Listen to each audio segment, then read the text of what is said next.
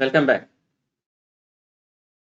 Now that we have entered this last week of this course, let us take a review of what we have learned, and then we will look at some further directions in which you can take a look at combinatorics for advanced studies. As well as I will try to introduce a couple of topics with very short introductions. So we started our course with a look at PTN whole principle. Now, this was one of the most basic principles, one of the most trivial idea to come up with, and still one of the most powerful. And the power of PTN whole principle comes from the fact that because of its simplicity, it has such a wide range of applications. We looked at both the finite and infinite versions of this principle, and then so it has applications in several areas like analysis, graph theory, external combinatorics, geometry, term set theory, and we saw the connection of this principle with the theorem of term sets. Okay. So this was what we did first, and then we saw that it has many applications. And then we went to learn some basic counting techniques, right? So we learned the sum rule, product rule, right? And then looked at the binomial theorem and multinomial theorems, etc. We then went on to look at partitions and compositions of integers. Then looked at set partitions. And then related to this, we looked at Stirling numbers. And then we went to see, Stirling numbers can be stated or computed using recursions. And then we learned about recursions like Hemachandra recursion, Stirling recursions. And after that, we went to the principle of inclusion and exclusion. So what does this do? This is a technique where we try to count sets, but then we start with counting a big over counting maybe. Then we say that okay, this is too much, so we are counting some of the things too many times. Then we do try to reduce them, and then we end up in under counting, right? And then okay, we try to do another counting, and then again end up over counting, and finally this kind of filtration, right? Several levels of filtration finally gives you what you want, right? And that's the principle of inclusion and exclusion. Now, even though this is how we see it, then we later realize that it's actually much more than that. It is actually a theorem from linear algebra, right? And then we saw that it can also be applied in posets, not just on the things that we're looking at, but it can be more generalized. And then we saw that there is a technique called Mobius inversion, right, which we can use. You can define associated to the poset, we can define Mobius function, and then using that we can do this kind of things. And principle of inclusion exclusion is just a special case of that. After this, we went to the powerful method of generating functions, right? So generating functions are basically representations of or encodings of, let's say, finite or infinite sequences of or counting sequences, basically, for our purpose of counting. But it could be more than one. And then this power series representation, and we said that it's a formal power series because we don't worry about whether the series converges. But we then say that okay, whenever it converges, we can generally write it to a nice function, and this function can be used to retrieve the data that we want whenever we want in a much more easier way. And as part of this, we learned that we can look at several types of generating functions. We started with the ordinary generating function, right?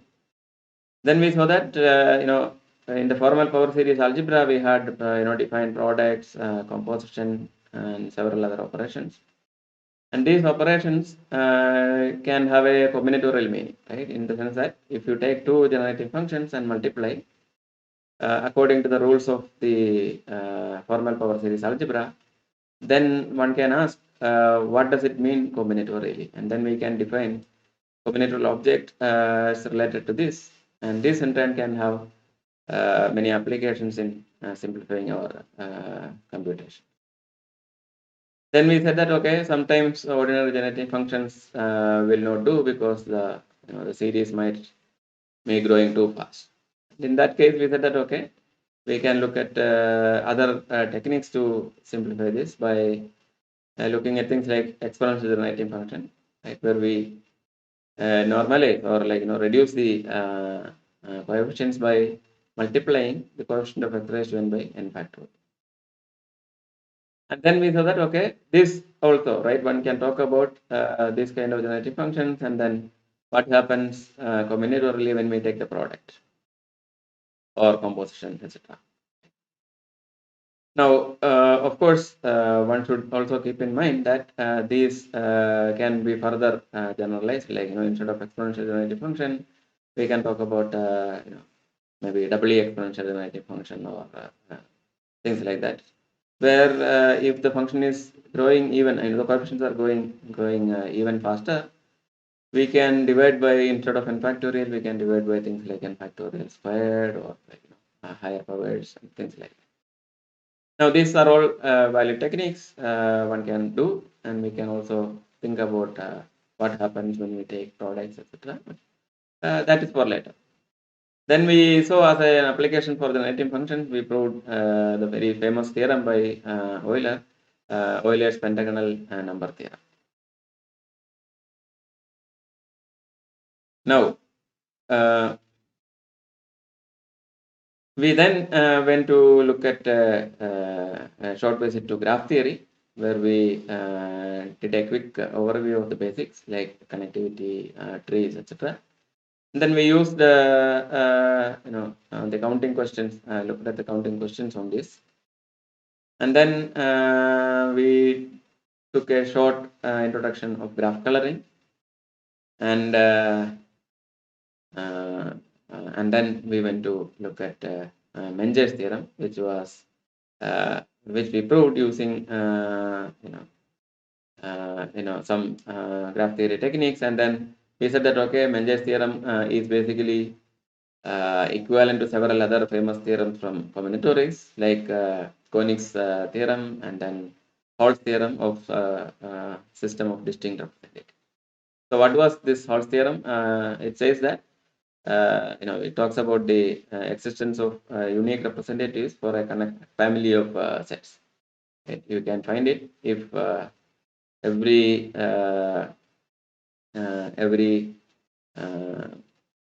element was and every subset of the family. I mean, the union of all the elements in the family, the universe, had at least that many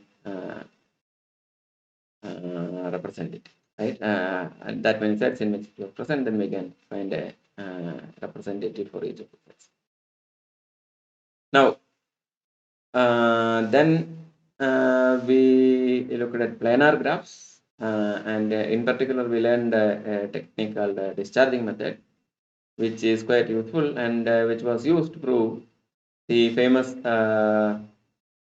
four-color theorem. Right? That is how the method became very famous, and people realized the potential of this method. We then looked at some group actions on objects like permutations, and then we said that okay, this group action is basically associating certain on sets in general, and then we said that okay, group actions by permutations is what basically all group actions reduces. And then we looked at the action of permutation group and subgroups of the permutation group, right? The symmetric group. Because the symmetric group represents the set of all permutations of S, and therefore any such actions can be encoded by a suitable subset of subgroup of the symmetric group. Then this was where we saw that the Follier theory of counting, that this can be used to count, for example, coloring questions where we have some kind of symmetry acting, like when we have some objects where we don't want to look at all possible colorings per se, but we want to look at colorings which are non-constant, right? I mean, non-isomorphic under the action of the symmetric group, or like under, for example, under rotation, etc. And then we learned Burnside's lemma and Follier's theorem. Then finally, we took a very quick look at what is called the species of combinatorial structures, where the species is basically like we have we divide the objects into certain classes, and you look at all possible finite objects that you can make out of all possible finite sets, and then we call this as a species. And then we saw that this species is basically very much related to the generating functions and Follier's theory. For example, we saw that there are three associated series that we can define on species generally. Right? The first one is the exponential generating function, which counts the labeled objects. Then we saw the ordinary generating function, which counts the isomorphism classes of, right? So isomorphism type. And these two can all be obtained from looking at the cycle index series, which is associated with the species, right? Which we can obtain using the ideas from Follier's theorem.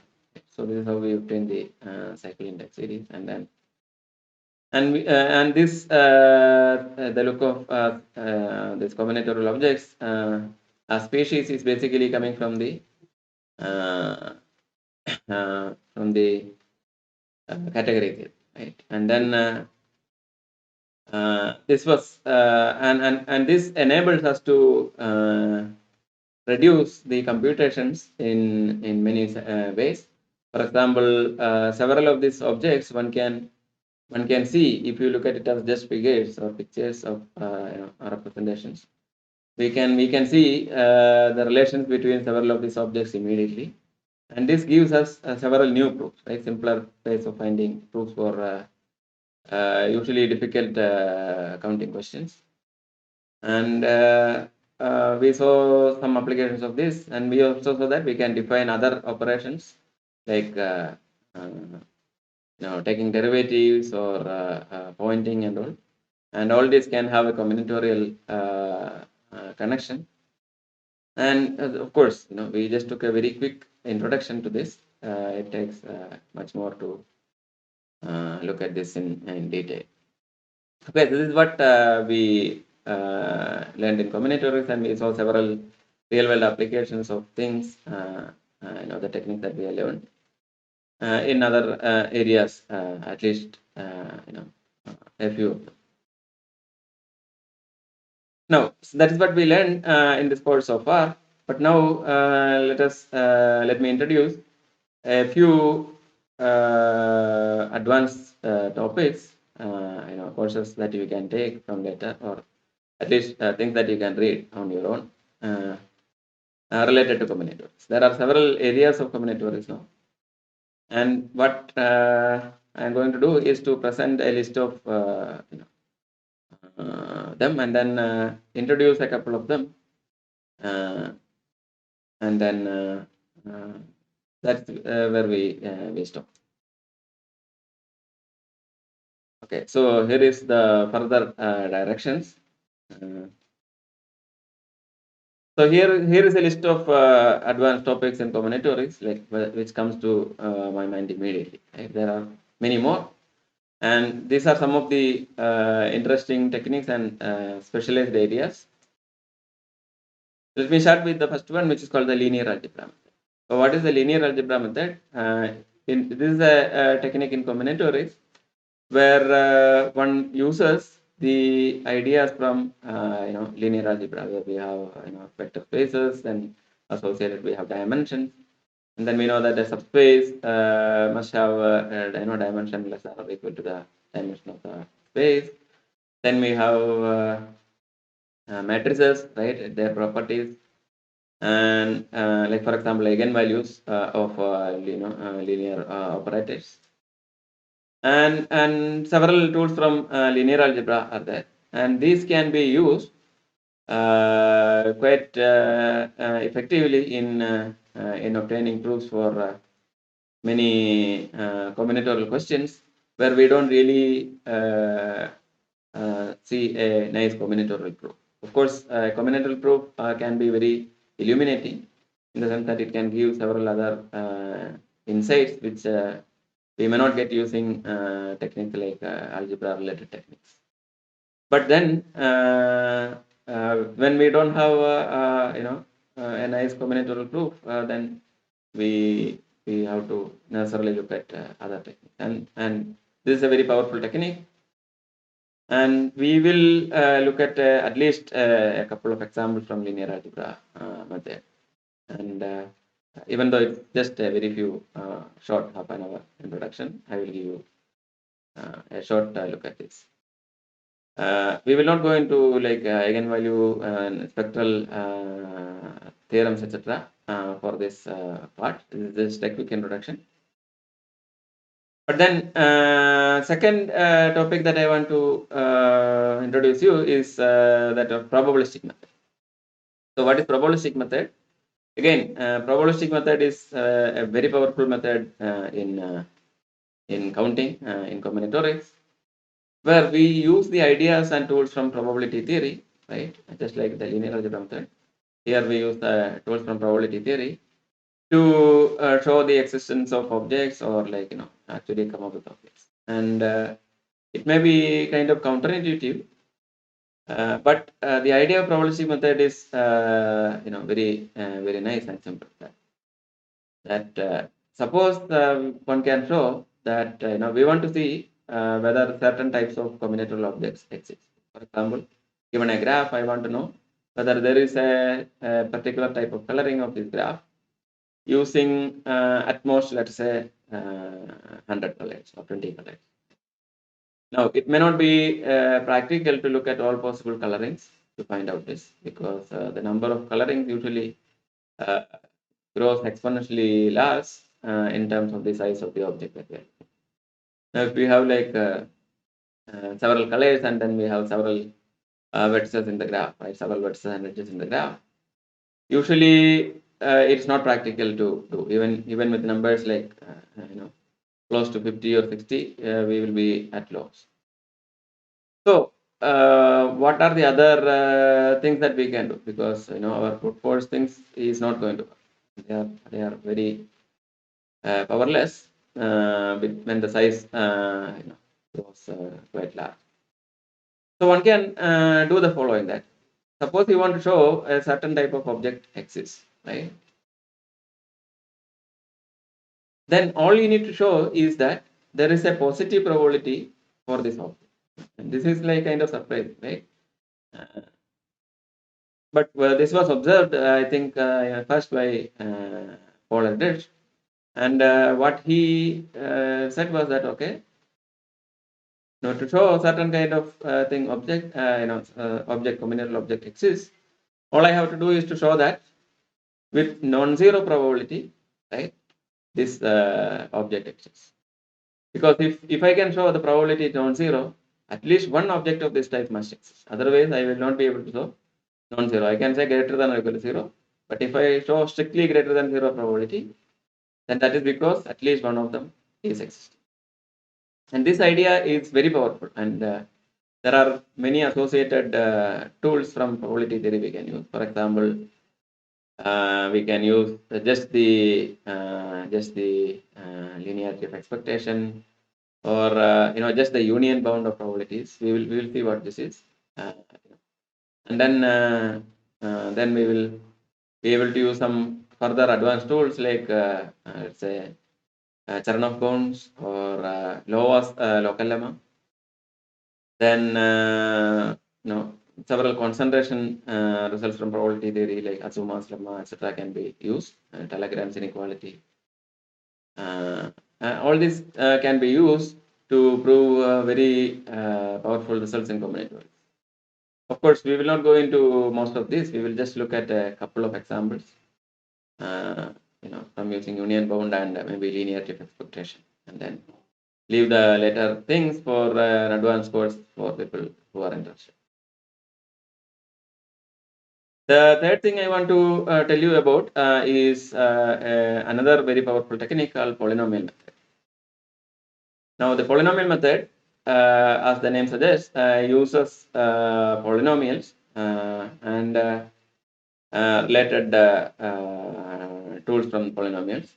And a couple of things I want to emphasize here is one is that of the results related to algebraic result called Hilbert's Nullstellensatz. Okay. So the Nullstellensatz basically, it's a German word which talks about the location of the zeros of a polynomial. Now, when we have these results, Noga Allen, a famous mathematician from Israel, so he figured out there is a combinatorial version of the same result that is possible. Okay? So the combinatorial Nullstellensatz basically tells about again, like when you can show certain kinds of zeros or roots of the polynomial exist or not.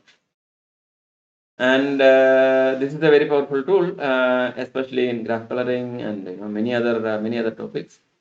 In fact, if anybody is interested, they can look at the first paper on this by Noga Allen, which is available from this webpage, on combinatorial Nullstellensatz, where he proves this result and then he uses it to prove more than a dozen very important and very famous theorems that has been proved earlier, many of them,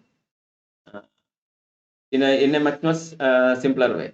Just looking at certain polynomials, right? Define a polynomial associated to this question, and then use a polynomial and Nullstellensatz to show certain kind of structures must exist.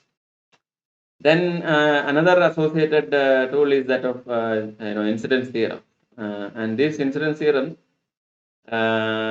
especially came into fame because quite recently, I think in 2009 or something, a very young mathematician called Zeev used it to prove some very long-standing, and supposed to be difficult questions, and gave a very short proof, like just a page or half-page proof for these results using some incidence theorem and again polynomial method. And basically, the polynomials are used to give some some kind of polynomial interpolations are used to give some kind of restrictions to the algebraic structures that we are talking about, and then that will help to and I know because these algebraic structures has has a geometrical shape, and then you can talk about the combinatorics. Basically, it has some kind of structure where you can talk about the vertices and edges, faces, etc., and many other related things. For example, we are talking about the lines, right, intersecting lines, and other shapes, and then you can talk about the number of them, right, and you can talk about the number of extremal points and things like that. So these are the tools from polynomial method. There are several more which we will not look at in this course, but I just wanted to tell you about this. Then there is, of course, advanced graph theory, where many many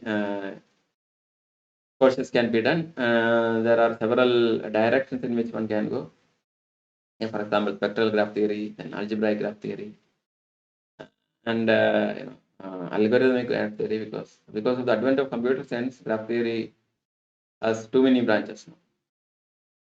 Again, we will not go further into this. I will for each of these topics, I will suggest some books one can look at, and if interested, one can look at further courses in this topic. And then there is extremal combinatorics, which talks about the extremal questions, like what is the maximum number of certain objects that can be there, like what are the other maximum properties, what is the largest object of this type, and such questions. There are several nice books, and it's a very important area. There are several nice books and topics on this. I will mention some of them. Then there is design theory. Design theory talks about the existence of special type of structures, like symmetric structures, or objects having very specific symmetries, or to partition objects into copies of certain types of objects. So all these questions, like for example, partitioning the edges of as a complete graph to copies of some other type of graphs. These kind of questions all come in design theory. And then we have the Ramsey theory. So Ramsey theory looks at basically order in disorder. Like we saw, when we looked at P-general principle, we saw the first result on Ramsey theory, the first Ramsey theorem, which basically talks about,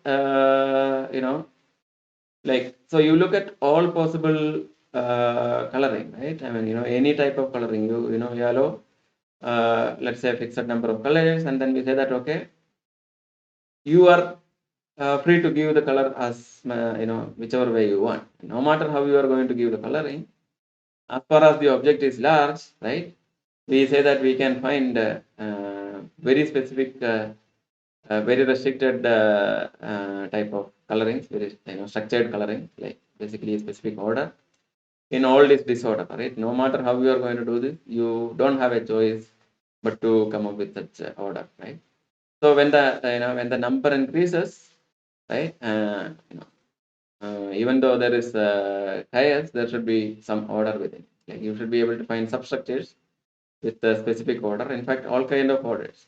And you can. So the Ramsey theory is really huge because the type of objects that we are looking at can vary a lot. And then it's also very, very difficult. One of the most difficult areas in combinatorics, because even for very small numbers, the very small size structures we are looking at, the numbers that we are going to talk about is extremely huge, and then there is no way of practically computing this or verifying this, and therefore only thing is to come up with theoretical arguments, and it makes it even more difficult, even because one cannot even try an experiment on a small object to see, right?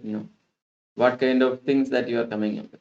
So it's a very difficult area. Then we have enumerative combinatorics. In fact, a large part of our course was enumerative combinatorics, and there are basically counting objects, right, using several techniques, and that's what we learned. And related to this, there can be many advanced courses, and I will suggest some excellent books on this. And another topic I want to point out is that of analytic combinatorics, right? Where one looks at objects from analysis and tools from analysis. For example, our some of the results that we used in generating functions, of course, comes from analysis. So therefore, it is essentially related to generative functions and all, but also other techniques like from analysis are used. And then, of course, one can also use combinatorics in the analysis part. And so therefore, these are interconnected. And there is at least one excellent book on this, which I know, which I will mention to you. And then, of course, there are other topics, now every branch has its own combinatorics, there is topological combinatorics, there is geometric combinatorics, and there are books on each of these. Right? Then one has other things because combinatorics has relations to other areas physics, chemistry. Right? So because physics uses a lot of combinatorics these days, like plane partitions. So we learned about integer partitions. We can now define higher dimensional partitions like plane partitions and higher dimensional partitions. And these higher dimensional partitions has direct applications into many physics questions uh, uh, and therefore lots of physics people are looking at combinatorics, especially related to specifically to them. So there is combinatorics and physics. There are related topics and courses. I don't know about any book relating this, but there are several courses on this. And then, of course, combinatorics in chemistry and genomics. All these things are there. There are some books also on this, but I'm not much into this, so I will not give any references at this moment. But one can, of course, look at it. Okay, now let me wind up this entire thing by giving some introduction to the first two topics like linear algebra method and probabilistic method. That's what we are going to do in the next couple of lectures.